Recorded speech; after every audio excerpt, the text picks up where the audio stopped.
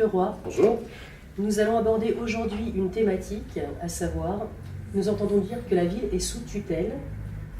Effectivement, en cette période d'élection, on entend un peu tout et son contraire à ce sujet, et notamment, j'entends dire que la ville de Saint-Maur serait sous tutelle.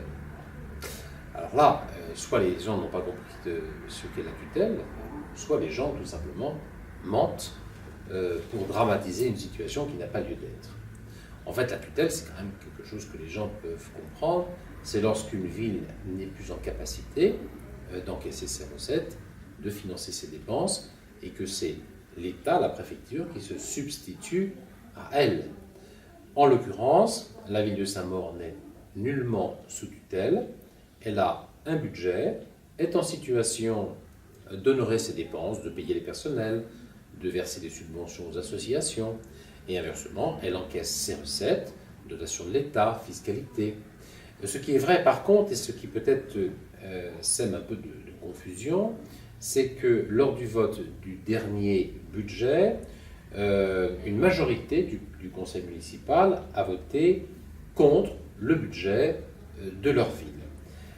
On retrouve naturellement les personnes qui sont à l'origine du putsch, qui a fait perdre au maire actuel sa majorité, et ces personnes votant contre le budget ont, de ce fait, amené la préfecture et la Chambre régionale des comptes à intervenir sur ce document, à en analyser la pertinence. Ça a neutralisé à peu près 3 mois de vie municipale. Ça a retardé, il faut bien le dire, pas mal de travaux qui étaient prévus notamment dans les écoles. Ça a beaucoup inquiété le personnel municipal qui se demandait s'il allait être payé. Et 3 mois plus tard, c'est-à-dire en juillet dernier, la préfecture a rendu à la ville de Saint-Maur un budget presque analogue à celui que nous avions rédigé, amendant quelques points comptables, notamment au niveau de certaines cessions d'actifs, ce qui est d'ailleurs tout à fait pertinent.